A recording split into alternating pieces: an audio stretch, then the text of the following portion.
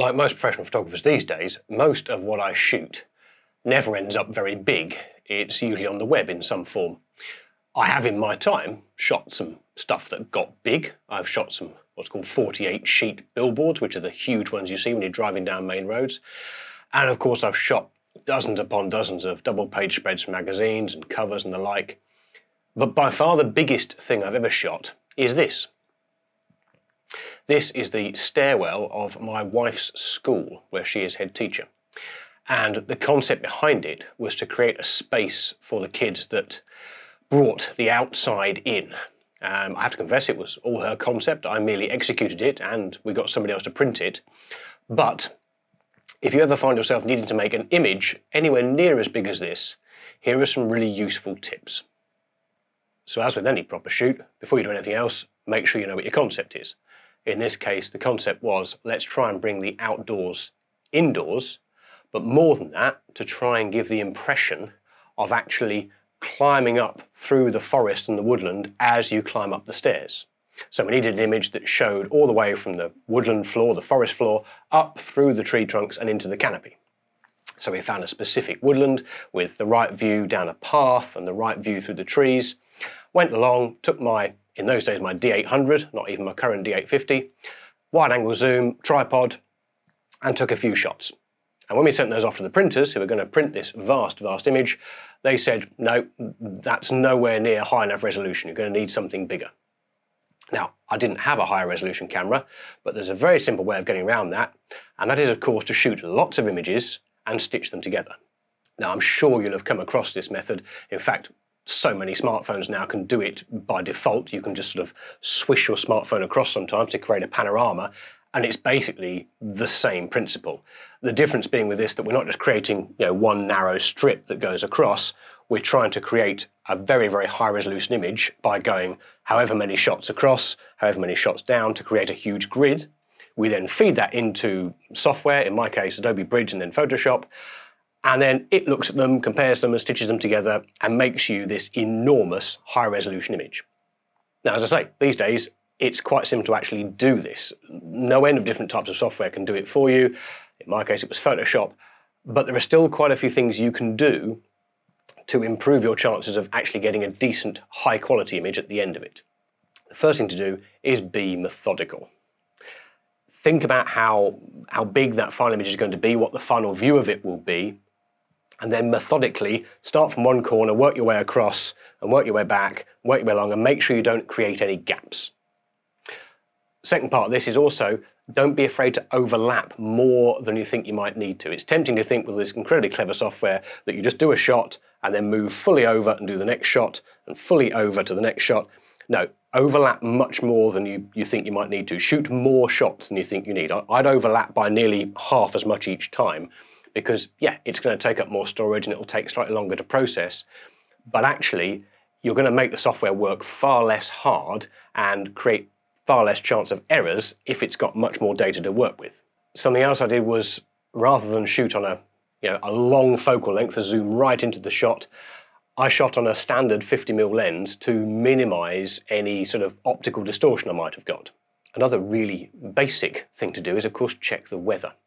It's going to take several minutes to shoot however many actual shots it will make to create the final image, and you don't want the sun dipping in and out of clouds. So either choose permanent overcast or choose a cloudless day or a big window between the clouds, because obviously if the light changes from shot to shot, it'll look really weird in the final shot.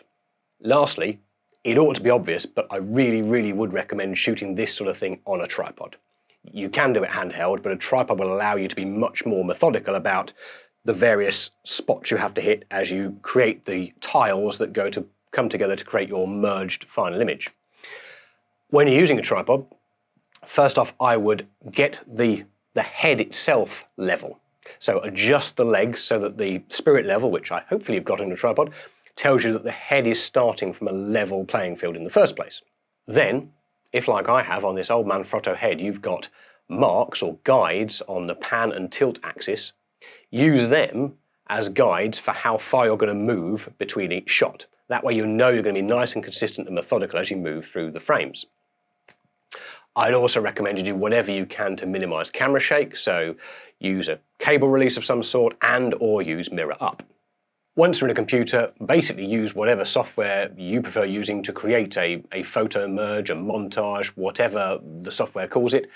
In my case, because I'm an Adobe boy, I was using Adobe Bridge and then through that an automated Photoshop action. So I selected all the images I want in Bridge, then it's Tools, Photoshop, and it's called Photo Merge.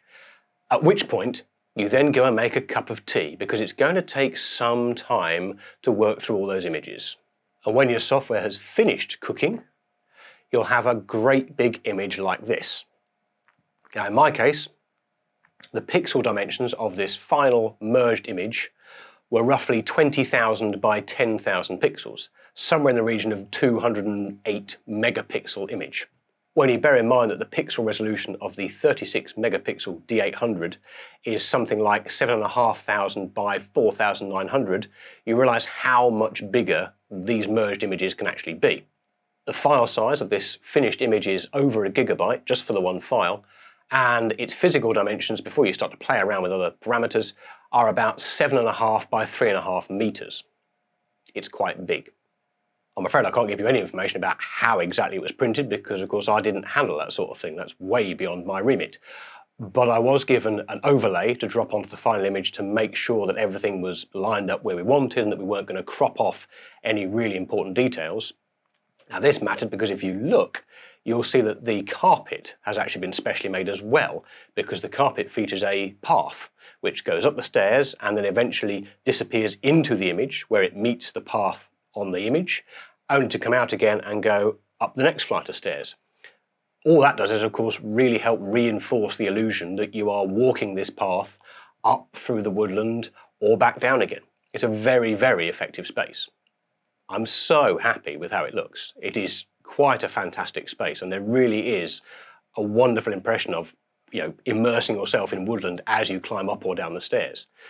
It's also so impressive because it's so big. The dimensions I gave you of 7 something by 3 something meters are just the sort of native file size. Obviously it's been enlarged again to create the prints that were then wallpapered up onto the wall. Now this is very far from the sort of thing I shoot every day. For one thing, I don't really do landscapes professionally in any way, shape or form. I'm overwhelmingly a photographer of people. But of course people don't lend themselves very well to a photo merge approach. You'd struggle to get consistency from shot to shot with a human being. But for instances like this, where you've got a subject matter that's going to stay pretty still, and you need to create a really high resolution, really high quality image, this is definitely the way to go. You might be stunned by the results you get. It's actually quite awe-inspiring to stand in front of your work and see it that big. It's certainly a huge change from seeing your work on screens, which is pretty much how we view everything these days.